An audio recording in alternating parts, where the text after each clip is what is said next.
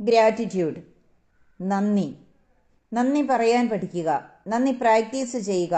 ഇത് സ്വഭാവത്തിൻ്റെ ഭാഗമല്ല, ഹൃദയത്തിൽ നിന്ന് വരണം.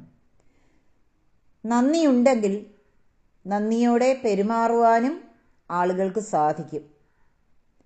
ഇന്നത്തെ തലമുറയെ കുറ്റം പറയുന്ന പല വീഡിയോകളും നമ്മൾ കാണാറുണ്ട്. കഴിഞ്ഞ ദിവസം ഏതോ ഒരു സ്കൂളിൽ ഹയർ സെക്കൻഡറി ക്ലാസ്സിൽ എക്സാം കഴിഞ്ഞതിന് ശേഷം ഷർട്ട് വലിച്ചു കീറി എറിഞ്ഞ് അവധി ആഘോഷിക്കാൻ തയ്യാറെടുപ്പ് നടത്തുന്ന കുട്ടികളെക്കുറിച്ചുള്ള വാർത്ത കണ്ടു. ആലോചിച്ചു നോക്കൂ. കുട്ടികൾക്ക് ബാല്യം മുതൽ നന്ദിയോടെ ഓരോ കാര്യത്തെയും തിരിച്ചറിയാനായാൽ, ആ നന്ദി അവരുടെ വീടുകളിൽ നിന്ന് പരിശീലിച്ചിട്ടുണ്ടെങ്കിൽ ഒരിക്കലും സ്വന്തം വസ്ത്രം വലിച്ചെറിഞ്ഞ് ഒരു കുട്ടിയും ഒന്നും ആഘോഷിക്കില്ല, അവരുടെ അവധി പോലും. കുടിക്കുന്ന വെള്ളത്തിന്, കഴിക്കുന്ന ആഹാരത്തിന്, ശ്വസിക്കുന്ന വായുവിന് വാല്യൂ ഉണ്ട് എന്ന് തിരിച്ചറിയുന്ന ഒരു കുട്ടിയും ഇവിടെ ഇത്തരം പ്രവണതകൾ കാട്ടിക്കൂട്ടുകയില്ല. നമുക്ക് ഇന്ന് കുട്ടികളെ മനസ്സിലാക്കി കൊടുക്കേണ്ട ഏറ്റവും വലിയ യാഥാർത്ഥ്യമാണ്, എല്ലാം നമ്മൾ നേടിയതല്ല.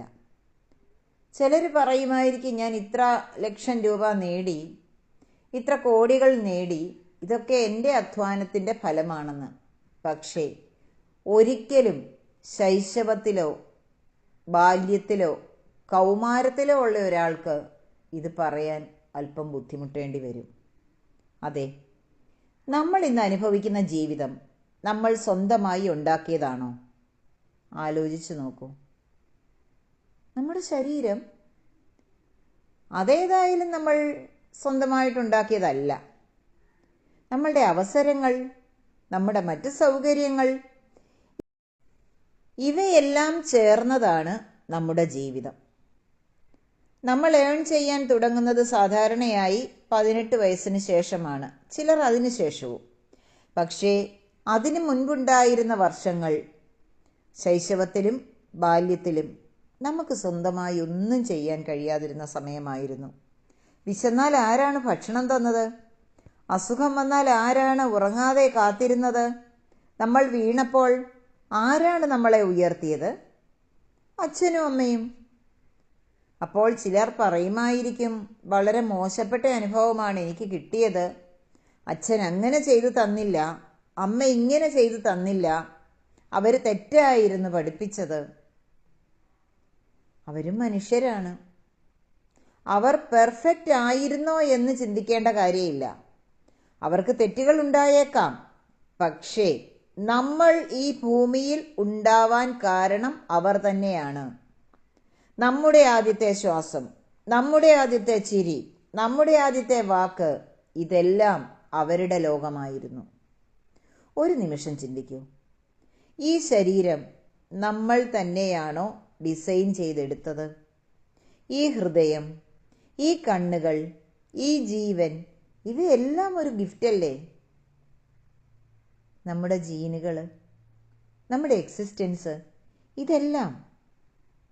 പക്ഷേ നമ്മൾ എന്താണ് ചെയ്യുന്നത്? കുറ്റം പറയുക, പരാതി പറയുക, താരതമ്യം ചെയ്യുക. അവൻ്റെ പേരൻസ് ഇങ്ങനെയൊക്കെയാണ്, അവൻ ഒരുപാട് സൗഭാഗ്യം കൊടുത്തു, എനിക്കത് കിട്ടിയില്ല, എൻ്റെ ലൈഫ് ഇങ്ങനെ ആയിപ്പോയി എന്ന് ചിന്തിച്ചുകൊണ്ട് നമ്മൾ മറക്കുന്നത് എന്താണ്? നമുക്ക് ഇതേവരെ ലഭിച്ചുകൊണ്ടിരിക്കുന്ന ഓരോ ബ്ലെസ്സിങ്സുമാണ് നമ്മൾ മറക്കുന്നത്. ഒരു ചെറിയ മാറ്റം വരുത്തിയാൽ നമ്മുടെ ജീവിതം മുഴുവൻ സമാധാനത്തോടെ കഴിയാൻ സാധിക്കുമെങ്കിൽ ഒരു ചെറിയ പ്രാക്ടീസ് ആരംഭിച്ചാലോ? നിങ്ങളുടെ മനസ്സിലുണ്ടായാൽ മതി, സ്നേഹത്തിൻ്റെ നിറവറിയുന്ന കുഞ്ഞുങ്ങളായിരിക്കും എൻ്റേതെന്ന്, നന്മ അറിയാവുന്ന കുഞ്ഞുങ്ങളായിരിക്കും എൻ്റേതെന്ന് നിങ്ങളുടെ മനസ്സിലുണ്ടായാൽ മതി. നിങ്ങൾ ഗ്രാറ്റിറ്റ്യൂഡ് പറയുമ്പോൾ, ഉറങ്ങാൻ പോകുമ്പോൾ മൊബൈൽ മാറ്റിവെച്ചിട്ട് കണ്ണടച്ചുകൊണ്ട് മനസ്സിൽ ഇത്രയും കാര്യം പറയുക: നന്ദി അച്ഛ, എനിക്കിവിടെ ജീവിതം തന്നതിന് എൻ്റെ അച്ഛന് നന്ദി. നന്ദി അമ്മേ, അവർ ചിലപ്പോൾ ഈ ഭൂമിയിൽ ഉണ്ടായില്ലായിരിക്കാം, മരണപ്പെട്ടു പോയി എന്നിരിക്കാം, മറ്റൊരു വീട്ടിലായിരുന്നിരിക്കാം. പക്ഷേ നിങ്ങൾ ഈ പറയുന്ന വാക്കുകൾ അവർക്ക് കേൾക്കാൻ കഴിയില്ലെങ്കിലും നിങ്ങളുടെ മനസ്സ് കേൾക്കും. ആ ഗ്രാറ്റിറ്റ്യൂഡ് നിങ്ങളുടെ എനർജിയാണ് മാറ്റുന്നത്, നിങ്ങളുടെ ബന്ധങ്ങൾ മാറ്റും. അവസാനം നിങ്ങൾ നൽകുന്ന ഈ നന്ദി നിങ്ങളുടെ മക്കളിലൂടെ തന്നെ നിങ്ങളിലേക്ക് തിരിച്ചു വരും. അതായത് മക്കൾ നല്ല വ്യക്തികളായി ജീവിക്കാൻ തുടങ്ങും. നിങ്ങൾ ഉറക്കെ പറയണമെന്നില്ല അവരോട്. പരീക്ഷിച്ചു നോക്കൂ. എന്നോടൊപ്പം ഈ പ്രാക്ടീസിൽ പങ്കുചേരാൻ താല്പര്യമുള്ളവർ കമൻറ്റ് ബോക്സിലേക്ക് നിങ്ങളുടെ അഭിപ്രായം എഴുതുക. നന്ദിയോടെ ജീവിച്ചെങ്കിൽ മാത്രമേ ജീവിതത്തിൽ സൗഭാഗ്യങ്ങൾ നിങ്ങളെ തേടി വരികയുള്ളൂ. എല്ലാറ്റിനും നന്ദി. പ്രത്യേകിച്ച് ഈ ഭൂമിയിലേക്ക് നമ്മളെ കൊണ്ടുവന്ന അച്ഛനമ്മമാർക്ക് നന്ദി, അവരുടെ പൂർവികർക്ക് നന്ദി.